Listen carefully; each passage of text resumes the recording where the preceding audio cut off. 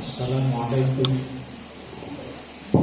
warahmatullahi wabarakatuh. Waalaikumsalam warahmatullahi wabarakatuh. Bismillahirrahmanirrahim.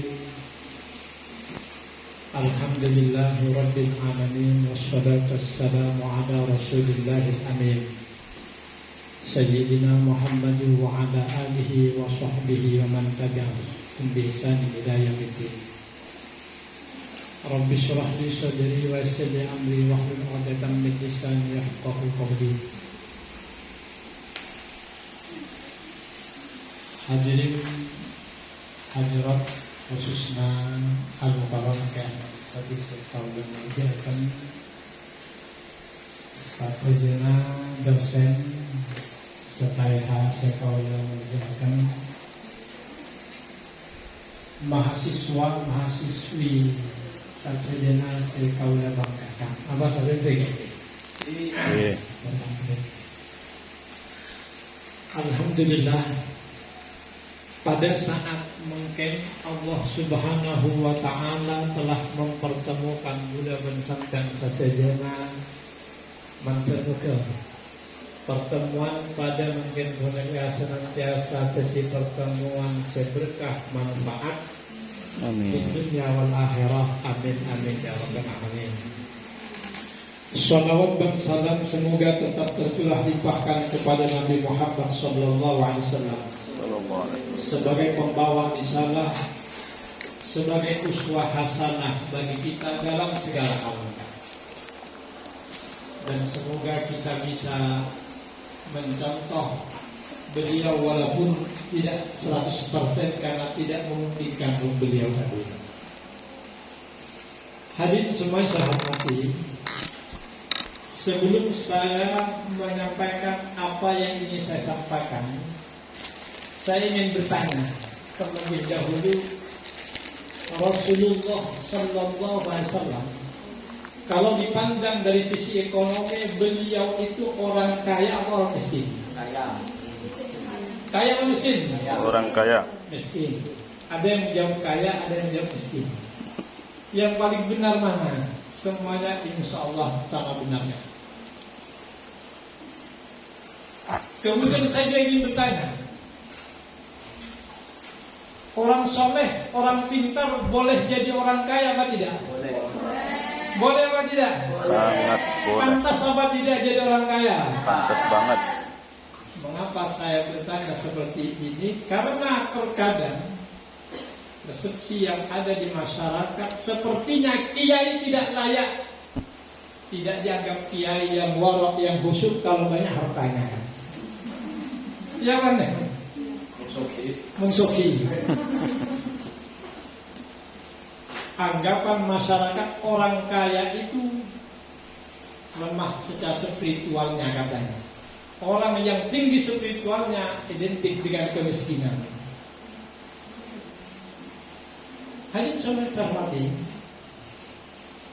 dari jawaban tadi ada yang menjawab bahwa Rasulullah itu orang miskin ya kan? Ada yang menjawab orang kaya. Yang banyak itu yang jawab yang mana ya? Yang kaya atau miskin? Kaya. Rasulullah memang pernah menjadi orang miskin. Mengapa? Karena beliau dilahirkan oleh Allah dalam keadaan yatim. Kemudian 4 tahun berikutnya beliau menjadi yatim piatu tanpa ditinggalkan oleh orang tuanya dengan harta yang banyak, dengan warisan yang banyak. Beliau terlunta-lunta, hidup berpindah-pindah dari kakeknya ke pamannya. Kemudian beliau menjadi orang kaya setelah beliau melakukan usaha, apalagi setelah beliau mendapatkan janda kembang yang menjadi idaman semua orang.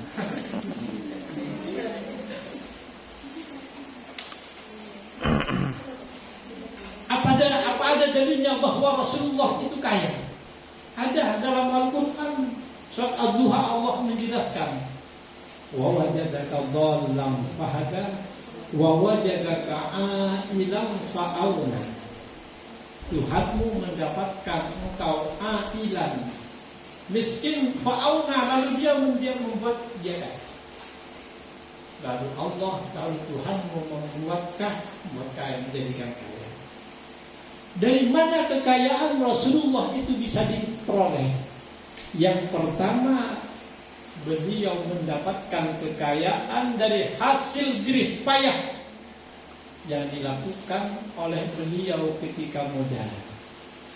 Dari sejak kecil, masih kanak-kanak, beliau sudah mulai membangun mentalitas wirausahanya menjadi pengembala kambing. Kemudian berumur 12 tahun, beliau sudah menyertai pamannya ke negeri Syam melakukan bisnis internasional, bukan bisnis regional, bukan bisnis lokal, bisnis internasional. Mengapa jarak Mekah dengan Syam? Saya pernah dengar dari seorang tokoh bahwa dahulu katanya orang kalau naik unta bisa sampai ke sana sekitar 40 hari. Perjalanan 40 hari.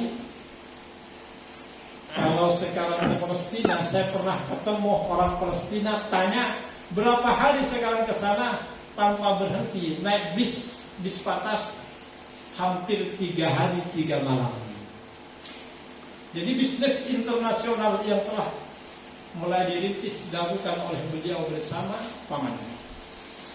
Kemudian umur 20 tahun beliau mulai bisnis secara mandiri, tidak ikut lagi pamannya. Beliau ke Syam bersama Abu Bakar berbisnis ke luar negeri. Umur 25 tahun beliau berbisnis lagi, datang ke Syam dengan membawa harta dagangannya. Siapa? Calon istrinya, janda kaya, yaitu Siti Khadijah. Hadirin semuanya saya hormati. Kemudian kekayaan Rasul berikutnya dari mana? Setelah Rasulullah SAW, beliau diangkat oleh Allah sebagai seorang Rasul yang diberi tugas untuk menyampaikan risalah. Beliau sudah tidak punya waktu lagi untuk berbisnis. Maka Allah mengkayakan Nabi Muhammad melalui apa? Melalui harta rampasan perang dan harta faid. Maka sabda Nabi, innallaha ja'ala rizqi tahta dhilli rumhi. Sesungguhnya Allah menjadikan rizkiku ada di bawah bayangan tombakku.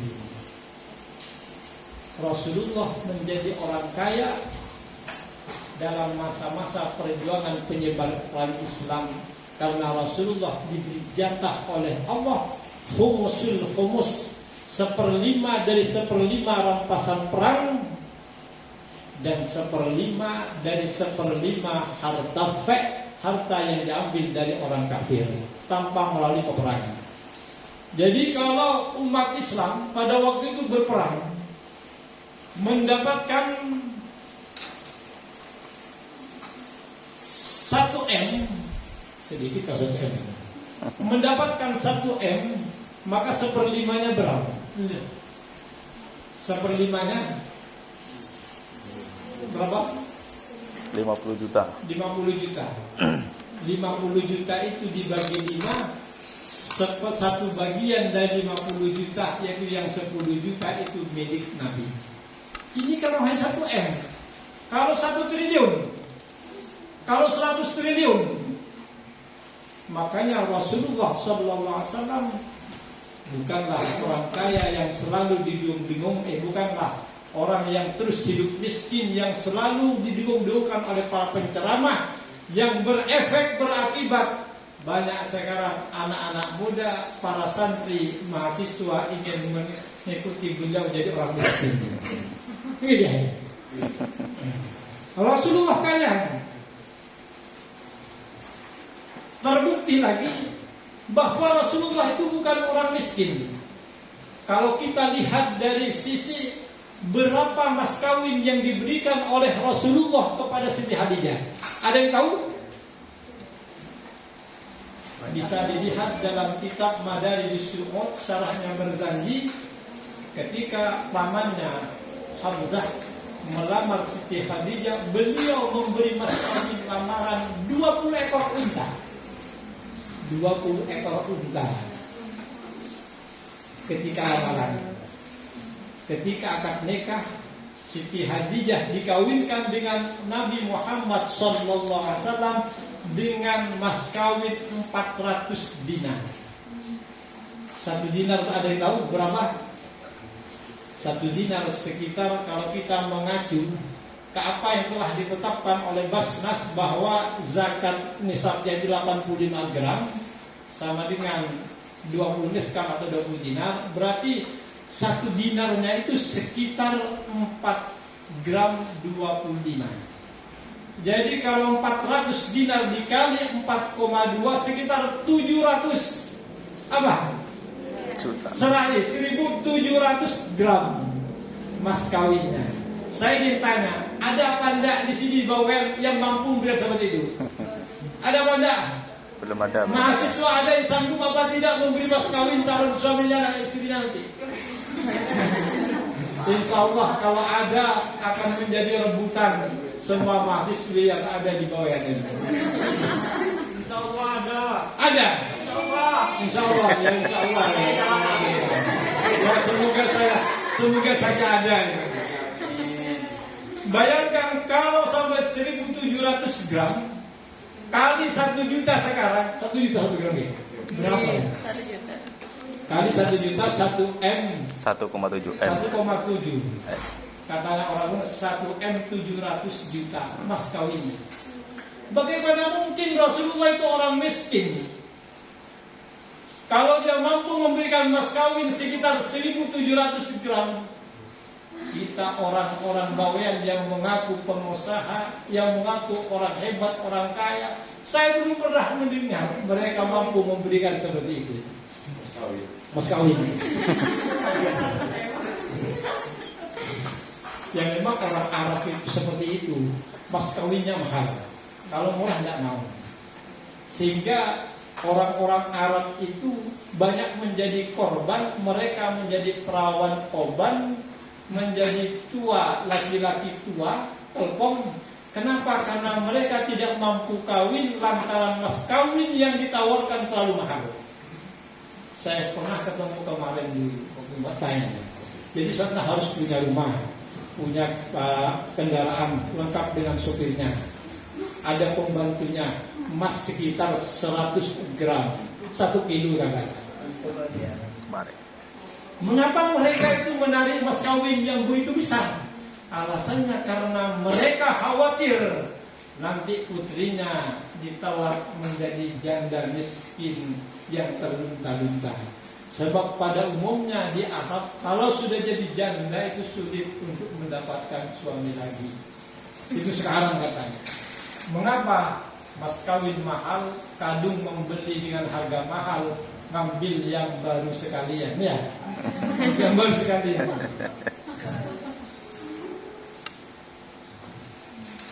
Hadis supaya saya hormati. Kemudian yang kedua, buktinya bahwa Nabi itu kaya adalah beliau memiliki istri berapa? 11. Ada yang tahu? Berapa ini? 11. Banyak ini. Ah, Boleh makan sobdas, mengatakan Andit bini sasana. Intinya bininya setong. Sasana.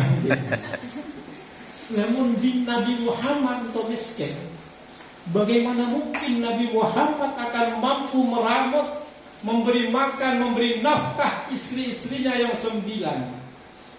Sementara saya punya istri 1, kali-kali. Mau nambah itu takut ya, nggak berani gitu. Kalau kepepet mungkin mau juga ya. Ada yang di Madura mungkin ya. Yang ketiga, buktinya bahwa Nabi itu kaya adalah Nabi dalam berdakwah itu butuh biaya. Setiap dakwah itu butuh biaya. Bagaimana akan mungkin dakwah itu akan berjalan secara mulus kalau Nabi sebagai pelaku dakwah dia harus minta-minta kepada para sahabat untuk membiayai dakwahnya. Contoh, saya mau ke sini mau ngajar, harus minta bensin ke tetangga dulu. Kira-kira apa kata tetangga? Pak, saya mau berjuang, tolong bantu, insya Allah sampai akan dapat pahala seperti pahala yang saya dapat. Kalau satu kali saya yakin mungkin mereka masih mau, tapi 1, 2, 3 keseringan apa kata tetangga, kata saudara, kalau tidak punya biaya ya dia kerja saja jangan berdakwah. Kita rasakan seperti itu. Karena kata orang apa? Kata orang Madura, likulli syai'in bil fulus mulus wa ma bi ghairil fulus manfus. Segala sesuatu dengan fulus, dengan uang akan bisa berjalan mulus, termasuk dakwah. Dan apapun yang tidak disertai dengan fulus, dengan uang akan mampus. Bahasa plesetannya kan ada layak ya, layak mutu layak ya, tidak bermutu lantaran tidak ada biaya. Jadi kalau kita perhatikan lembaga-lembaga yang kita miliki, yaitu umat Islam pada umumnya, banyak yang layak ya wala yamut, tidak hidup dan tidak mati, malah yamutu wala yahya, hidup tidak mati, mati tidak hidup lagi. Itu diantaranya karena memang kurang biaya. Oleh karena itu, maka agar dakwah Islamiyah itu bisa berjalan secara maksimal, pelaku-pelaku dakwah itu akan punya keleluasaan dan akan punya keberanian untuk berdakwah, untuk mengatakan yang benar itu benar, yang salah dikatakan salah. Mereka harus menjadi orang-orang yang mapan, yang mandiri, yang mampu mandi sendiri, makan sendiri, masak sendiri, mati sendiri. Selama pelaku-pelaku dakwah masih bergantung kepada orang lain, khususnya dalam bidang ekonomi, jangan harap mereka akan punya keberanian, akan punya kemapanan dalam berdakwah. Mengapa saya teringat dengan apa yang disampaikan oleh Luqman Al-Hakim kepada putranya? Ya bunayya, wahai anakku sayang, istagni bil kasbil halal anil faqri. Tolaklah kefakiran, kemiskinan dengan kasab, dengan usaha yang halal. Mengapa? Fa innahu maftaqara ahadun illa asabahu khamsu sisal. Salah sukesal. Karena tidak ada seorang pun yang fakir, yang miskin, melainkan dia akan tertimpa 3 hal. Yang pertama, riqqatun fi dini, mudah luntur agamanya. Kita perhatikan, banyak umat Islam yang masih lemah imannya gara-gara Indomie 1 kardus, mereka rela untuk pindah agama, untuk mengingkari keyakinannya. Kita lihat gara-gara uang 50.000 malah 20.000, mereka pada umumnya banyak mengingkari hati nuraninya dalam urusan politik, walaupun tahu bahwa itu kalau menjadi nanti akan membahayakan masyarakat. Yang penting ada fulus, tetap berjalan lurus. Itu tidak bisa diingkari. Riqqatun fi dini. Yang kedua, wada'fun fi aqli. Orang miskin itu lemah akalnya. Orang miskin itu bukan hanya lemah ekonominya, tetapi dia juga lemah akalnya. Lihat perbandingannya, ketika kuliah ini cerdas, pintar, tapi miskin setelah kuliah. Yang satunya ketika kuliah malah pernah tidak naik. Di sekolah dari bawah itu sering tidak naik, tapi setelah tua dia jadi orang kaya. Lihat kecerdasannya, cara berpikirnya, itu beda. Ketika diajak untuk menyelesaikan masalah, biasanya orang kaya itu kenapa? Karena otaknya selalu berputar dan berputar, selalu berpikir bagaimana caranya mengelola, caranya memutar uang yang ada. Orang miskin pikirannya mandek, keinginannya mandek, semuanya menjadi mandek, makanya pikirannya akan menjadi dhafun fi aqdi, lemahkan. Wa dhihabu ru'atihi. Yang ketiga, orang fakir itu akan hilang kejantanannya, akan hilang keberaniannya. Bisa dilihat ada orang sama-sama pintar, yang satunya kaya, dia mampu membiayai dakwah sendiri, malah mampu memberikan bantuan kepada orang-orang yang akan didakwai, sementara yang satunya mengemis minta-minta kepada orang yang mau didakwai. Kira-kira yang paling berani nanti menyalahkan, ini salah, ini benar, yang mana? Sesoke. Wadhihabu muru'ati. Jadi orang-orang miskinnya, ustaz-ustaz miskin seperti saya itu, ya, semoga tidak ya, atau dia miskin tidak sama. Itu tidak berani, kurang berani. Mau disuruh amar ma'ruf nahi munkar ke bupati tidak berani. Kalau saya kaya jadi miliuner mungkin berani.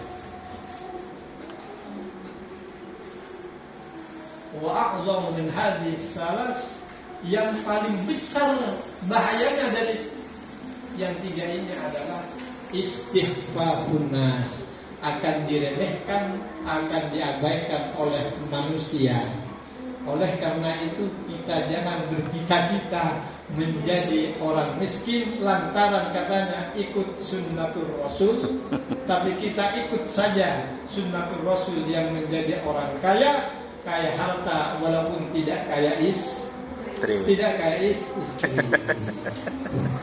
Saya ingin juga ikut Rasul urusan itu. Tapi aku dimarahi orang. Ini dia. Kau cakap. Kenapa kalau ada seperti itu? Wah, gimana?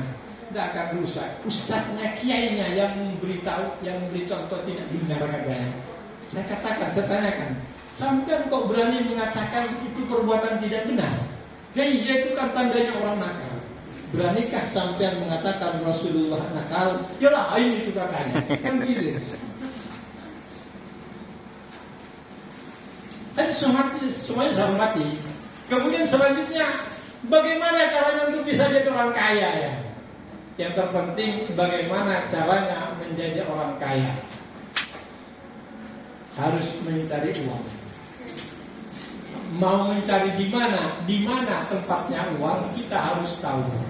Kalau kita ingin cari ikan, harus tahu di mana tempatnya ikan. Ingin ikan, jangan cari ke atas gunung, cari ke lautan. Tapi di lautan tidak semuanya menjadi tempat ikan, ada tempat-tempat khusus yang memang banyak ikannya, ada yang jarang ikannya. Gitu. Begitu juga kalau kita ingin uang, caranya harus cari dan kita harus tahu di mana tempatnya uang dan kapan waktunya mengambil uang. Sama seperti mencari ikan, harus tahu tempatnya, mana tempat ikan yang banyak dan kapan waktunya ikan itu banyak. Kalau musim perak bulan ya, katanya tidak ada ya. Orang cari uang begitu juga. Tempatnya uang itu di mana? Saya ingin bocorkan yang dari Rasul. Yang dari Rasul, bocoran untuk mencari uang yang banyak adalah alaikum bittijarah fa inna fiha tis'atu a'syarir rizqi. Hendaklah kalian berbisnis, karena di dalam bisnis itu terdapat 9/10 rezeki atau 90% rezeki. Jadi kalau sekarang rezeki di dunia ini ada 10 triliun, maka yang 9 triliun ada di mana? Berdagang. Ada di bisnis, di perdagangan. Sedangkan yang 1 triliun itu ada di mana? Dicampur-campur. Ada laju. Ada jadi dosen, jadi guru. Ada di situ. Makanya kalian yang mahasiswa dosen ya, kalau ingin jadi orang kaya, jangan bercita-cita menjadi pegawai negeri. Jangan bercita-cita menjadi pegawai kantoran. Jadilah pengusaha. Karena saya pernah mencoba, Kiai. Karena dulu saya sebelum masih awal-awal berhenti mondok, saya disuruh ngajar mau langsung. Saya pikir kalau saya langsung ngajar ini digaji 25.000 dulu saya. Tak Punya maju. istri gimana caranya? Tak maju ini lah. Saya tidak mau begini. Saya harus usaha dulu. Saya pernah mencoba di antara bisnis kecil-kecilan, membeli tanah. Ada orang pepet, kita jual, mau jual tanah, orang tidak ada yang mau. Saya perkirakan wah ini peluang besar, saya ambil. Itu hanya sekitar 7 juta. Kemudian sekitar 2 tahun berikutnya dibeli orang separuh 20 juta. Hanya separuh. Kalau dijual semua 40 juta. Itu contohnya. Kalau jadi tukang cangkul ya, maaf ya. Kalau jadi ustaz untuk mendapatkan uang berapa? 40 juta dikurangi 7 juta, 33 juta. Itu perlu ngajar berapa tahun itu? Perlu ngajar 30 tahun. 10 tahun. Itu baru bisa dapat. Itu gambaran. Mohon maaf, bukan mencela. Enggak, saya termasuk pelaku tukang ngajar juga. Sebenarnya saya ingin berbisnis, tapi ini tuntutan. Saya takut Allah ya. Kalau mau belajar terpaksa saya ngajar. Jadi alaikum bitijawab. Kalau kita perhatikan negara-negara maju, negara-negara kaya, negara-negara yang maju ekonomi adalah negara-negara yang perdagangan bisnisnya itu maju. Contoh seperti Singapura. Kita perhatikan Singapura itu kan hanya tahun lebih seperti Bawen, tapi ekonominya jauh di atas ekonominya Indonesia. Sama seperti orang kota dengan orang desa. Satu orang di kota itu bisa mengalahkan orang satu desa. Itu contohnya. Hadirin semuanya yang saya hormati, Rasulullah SAW dalam menempuh karir bisnisnya itu memang diawali dari sejak muda. Dari sejak kecil beliau sudah membangun mentalitas wirausaha. Katanya beliau merawat kambing. Dan ini menjadi bekal bagi Rasul untuk apa? Untuk menyampaikan dakwah, untuk menjadi dai. Kalau kita perhatikan, nabi-nabi terdahulu itu biasa sebelumnya itu didahului dengan merawat kambing. Kenapa? Karena kalau orang sudah sukses merawat kambing, insya Allah dia akan sukses menjadi dai. Insya Allah dia akan sukses jadi dosen. Insya Allah dia akan sukses menjadi orang tua, menjadi bapak dan ibu, menjadi pemimpin. Kenapa? Karena dalam merawat kambing itu perlu ketelatenan. Kambing ini termasuk makhluk aneh. Kenyang embek, lapar embek. Kalau tidak sabar dipukulin. Kalau tidak kenyang bagaimana cara ngaturnya? Kalau tidak benar iramanya dalam menggiringnya, bisa-bisa banyak kambing-kambing itu yang lari dari kelompoknya karena dimakan serigala. Ini modal utama diantaranya untuk menjadi seorang pemimpin. Kemudian Rasulullah SAW menjadi pengusaha. Ini juga menjadi modal utama Rasulullah dalam menjalankan dakwah. Karena biasanya sesuatu kalau dijalankan oleh orang kaya, orang pengusaha akan cepat jadi. Mereka cepat cara berpikirnya. Sehingga tidak heran karena Rasulullah Sallallahu Alaihi Wasallam sangat mudah, bisa dikatakan mudah untuk mengislamkan orang-orang Arab karena beliau sudah punya modal dari merawat kambing dan modal dari berbisnis. Sebab kata dalam kitab mantarakat tijarah naqasa aqlu. Siapa yang meninggalkan bisnis akan berkurang akalnya, tidak cerdas. Kalau ingin jadi orang cerdas, berbisnislah. Makanya tidak heran kalau di negara kita rata-rata yang sekarang menjadi presiden, menjadi pemimpin-pemimpin di atas itu para pengusaha. Latar belakangnya seperti itu. Pemimpin-pemimpin dunia banyak dari kalangan pengusaha karena mereka cepat berpikirnya. Dan itu juga Rasulullah latar belakangnya dari pengusaha. Dan semua dihormati. Kemudian contoh Rasul dalam berbisnis, di antara yang menjadi modal utama kesuksesan beliau adalah apa? Ketelatenan, kesabaran, kemudian kemampuan membaca situasi. Makanya Rasul itu mempunyai sifat tabligh, mempunyai sifat fatanah, sifat amanah, sifat apa lagi? Amanah. Dan sifat amanah dan fatanah inilah kemudian ditambah dengan tabligh, yang berarti dia mampu berkomunikasi untuk memberikan keyakinan kepada relasi-relasinya, ditambah kepercayaan yang sudah dibangun mulai dari sejak kecil. Kejujuran beliau inilah yang membuat bisnis beliau itu melejit. Di antara satu kisah, Rasulullah SAW itu pernah menunggu pembeli sampai 3 hari. Ada seorang namanya, kalau dia kediri dalam sejarah itu Abdullah bin Abdul Hamzah. Dia membeli barang kepada Rasul, kemudian dia masih pergi dengan janji akan datang lagi untuk memberikan. Tapi apa yang terjadi? Abdullah bin Hamzah itu lupa katanya. Lupa setelah 3 hari itu baru ingat, langsung datang ke tempatnya, ke tempat jual belinya. Ternyata Rasulullah masih menunggu sampai 3 hari. Dan beliau tidak marah. Ini yang membuat nyaman relasi-relasi bisnis Rasulullah SAW.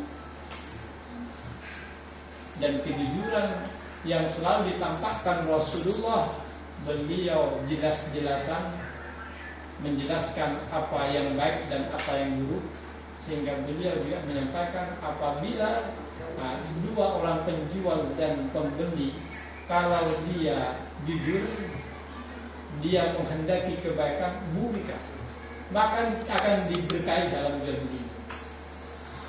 Dan ini, kejujuran ini dibenci oleh orang-orang Quraisy, orang Yahudi pada waktu itu, sehingga Rasulullah pernah dikerjai. Ketika berbisnis ke luar negeri ke Syam, orang-orang Quraisy yang benci atas kejujuran Rasul, karena orang Quraisy itu punya prinsip jual beli, bisnisnya bisnis, kejujuran ya kejujuran kan. Dalam bisnis tidak boleh, harus dicampur dengan kejujuran. Akhirnya dikerjai. Setelah sampai ke Syam, barang-barang pedagang-pedagang Mekah pada waktu itu dijual secara harga batinnya, dengan harga yang murah. Punya Rasulullah SAW tetap dipertahankan, walaupun yang lainnya semuanya sudah dijual dengan harga murah. Mengapa? Karena beliau menjaga amanah, sebab yang dijual itu bukan milik beliau. Yang kedua, beliau bisa membaca situasi kondisi pasar, bahwa nanti setelah punyaan orang-orang Quraisy itu habis, jelas akan beli kepunyaan Rasul. So, Rasulullah bisa membaca kebutuhan dan pemasukan barang. Akhirnya ternyata sungguh, setelah semua orang pulang ke Mekah ribut karena pedagang-pedagang yang ke Syam itu semuanya mengalami kerugian kecuali Rasulullah SAW. Inilah di antara contoh konkret akan kesuksesan perdagangan bisnis Rasulullah SAW. Jadi kalau kalian ingin berbisnis, maka modal utama yang harus kalian pegang adalah kejujuran, amanah, kecerdasan, kemampuan berdiplomasi, kemampuan untuk mensosialisasikan. Yang sekarang pakai iklan, tapi iklannya jangan iklan yang menggunakan tayangan-tayangan wanita yang tidak dibenarkan dalam agama. Yang sekarang ini dijadikan sebagai modal untuk memajukan bisnis. Hadirin semua saya hormati, mungkin inilah yang saya sampaikan. Semoga ada manfaatnya. Amin, amin ya Allah. Assalamualaikum.